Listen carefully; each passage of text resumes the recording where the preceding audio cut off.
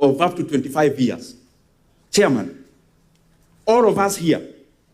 Point of order, Chair. Yes, what's your point of order? Chair, would Honorable NDINDI refer us to the page of the presentation so that we vote? Because the presentation he's making is very important. On what page of I decided not to follow the memoranda page by page because I leave it for record, but the one I'm referring to is on page 4.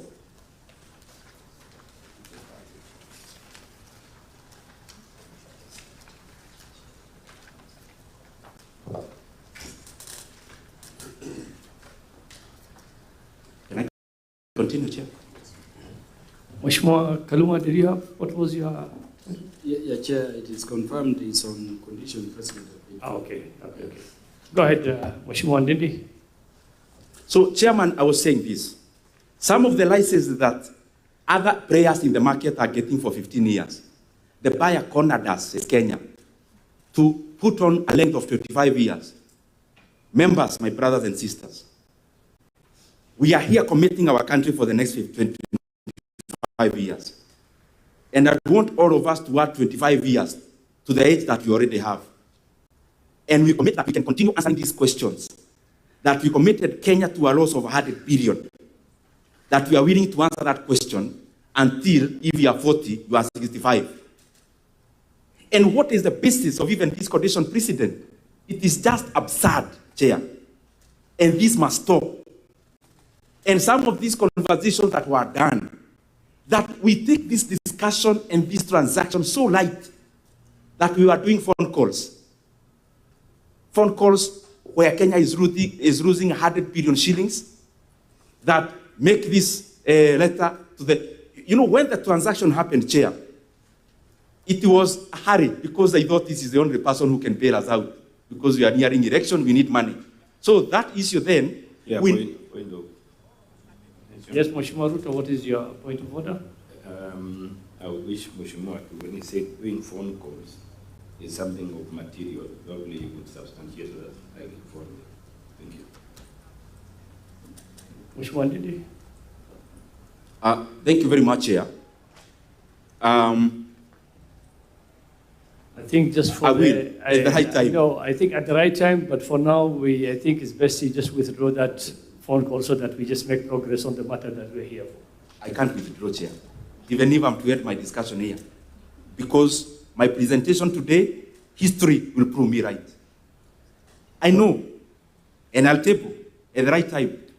But you see, you've mentioned it in this committee, and once something is mentioned on this committee and the member has clearly asked for the substantiation, if you cannot provide that at the moment, it's best, as you said, when you have that opportunity to present it again, then you can come up with the substantiation. But for now, I'll kindly and respectfully ask you to withdraw so that we just, you're doing a very important presentation. Let's not lose that. The Honorable Lady. Chairman, let me withdraw to postpone it to a later date. Thank you very much. Yes. Thank you. Go ahead, proceed. Chairman, have you looked at mobile termination rates? What conditions precedent did we give to the buyers? Conditions precedent, and as I'm repeating, is this, Chair. You want to sweeten the deal.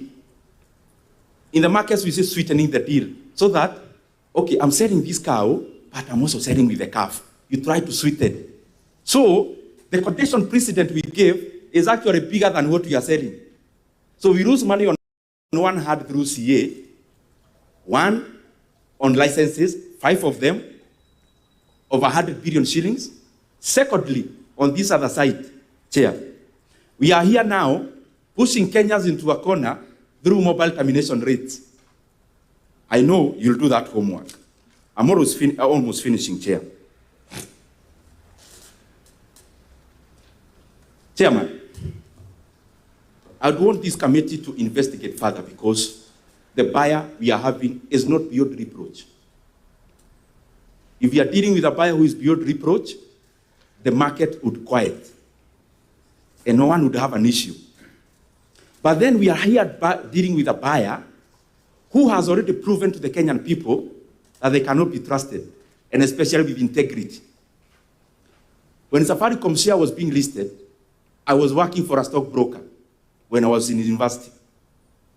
And therefore, I have the details of that listing. Chairman, there was a company called Mobitelea, which owned 5% of Safaricom by the time of listing. Previously, they owned more. If you look at the listing memoranda of Safaricom, this was how the shares were allocated. 35% was to be listed, 35% was GOK. 35% was our buyers. 40% in the market, which we all own. Now, Chairman, in the current memoranda, which was released by the same buyers, they now have 40%. Let me rephrase so that I am on record, I am correct. By the time of listing, 35% was GOK. That's 35%. 35% was our buyers. That is 70%. 5% was a company called Mobitelea, which was a vehicle of political patronage. The amount that was listed in the NSC was 25%, not the statement I had said before. So we listed 25%, it is in the market. All of a sudden, in this memoranda, now government has 35%, but our buyers already bought Mobitelea. So it means then the buyers were in cahoots with Mobitelea. Can Kenyans trust this company to be above board when it comes to this transaction when they already have shown their true colors in terms of integrity insofar as Mobitelea is concerned? Second one, and this one members take it now just like the one for quotation precedent. Seriously. Chairman, we are here being told about market price of Safaricom, but there is something we are not being told. That the Safaricom share price has some shades of the company share having been suppressed in the last 1 year. In June of this year, when the buyers knew there would be this transaction, they did something clever. They immobilized their shares, 16 billion shares. They immobilized their shares for the first time since the listing. Do you think that is normal, Chair? Immobilization means this. The shares were in certificate form, just like many other government stakes, they are not in the market. They are usually held even in certificate form. So what happens, you have to mobilize this share to go into the CDSC. So what did our buyers do? They immobilized 16 billion shares. What does that do? It sends signals to the market of an increase in supply of the same share. So what did the share do? Just exactly as the buyers intended. The share became suppressed. So as the market has been so bullish in Kenya, in other counters, Safaricom bullish but measured. Why? Because the market is already signaled that there is a 16 billion immobilized share by somebody who can sell today. Sell meaning they can supply to the market today afternoon. That CMA has to investigate whether there is even any share out of the 16 billion that has been offloaded out of the immobilized stake. Chair, as I go to the close, transaction, I had the National Treasury talks about KCB. This is how this market works, Chair. And I'm saying it in good faith and in humility.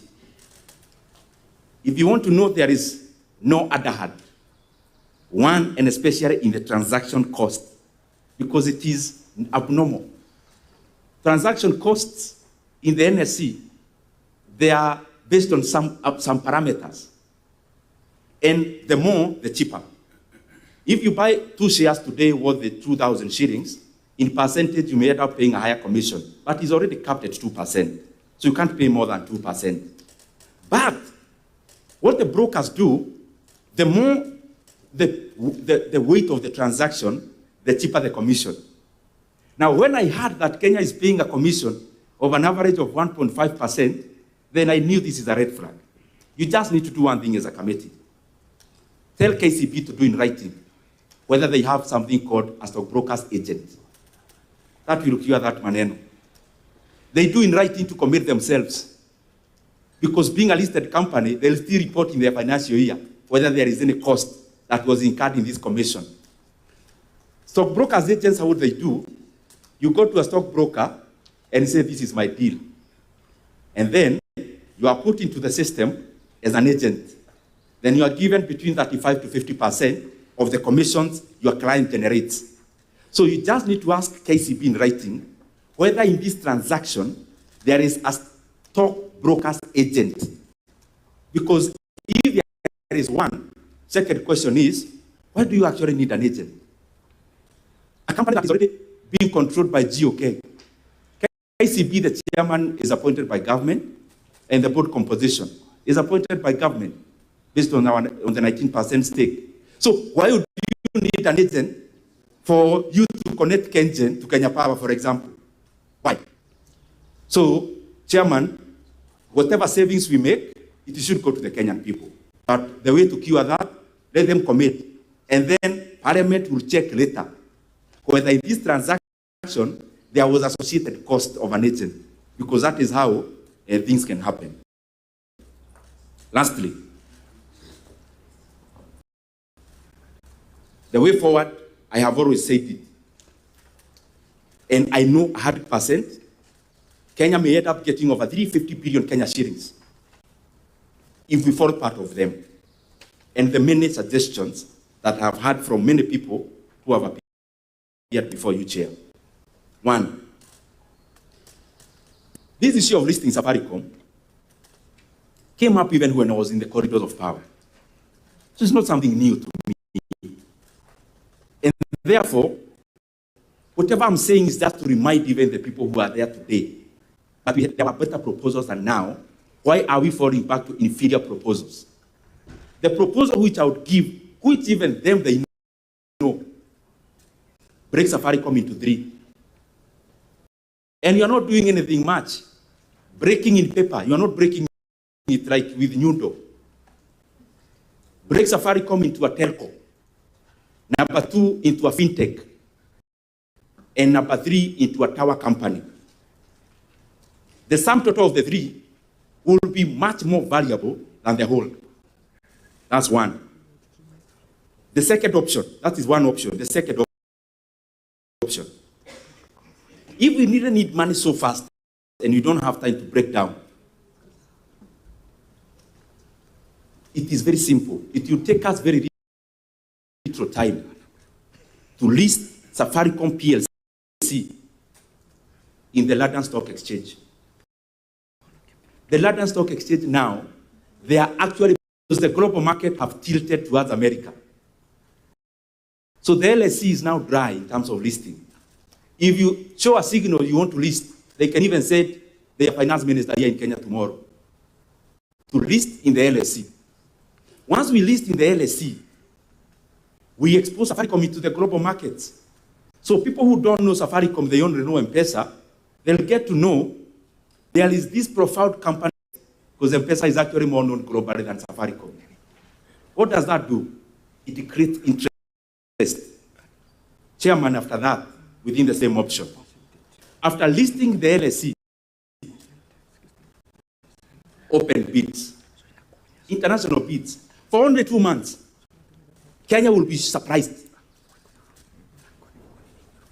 that we will have people bidding even above the current consideration because of the other parameters that I gave. And I can bet to you, Chairman, and this issue is very weighty in my heart, it's very heavy in my heart. The market already knew that Etisalat wanted to buy Vodacom. It was already known in the market. And therefore, I will not be surprised if our buyers today, next month, they are on sale. Why can Kenya be patient for 2 months? We go directly to the main buyer and we get the right valuation. When we open an international bid, I can guarantee you we'll have the same buyers bidding at a higher price. We will have audit bidding at a higher price. You'll have a TSRAT themselves bidding. You can have investment vehicles like BlackRock bidding, like Blackstone. Eventually, Kenya will get more, as the story I gave about RAPIDvideos. So my submission, Chairman, is let us open this bid to international bidders. And we lose nothing. If Kenya gets an additional 150 billion, I thought the mileage will go to government, they'll build more roads. So, I mean, everyone benefits. Why can't we be patient for 2 months and we get a higher price, Chairman?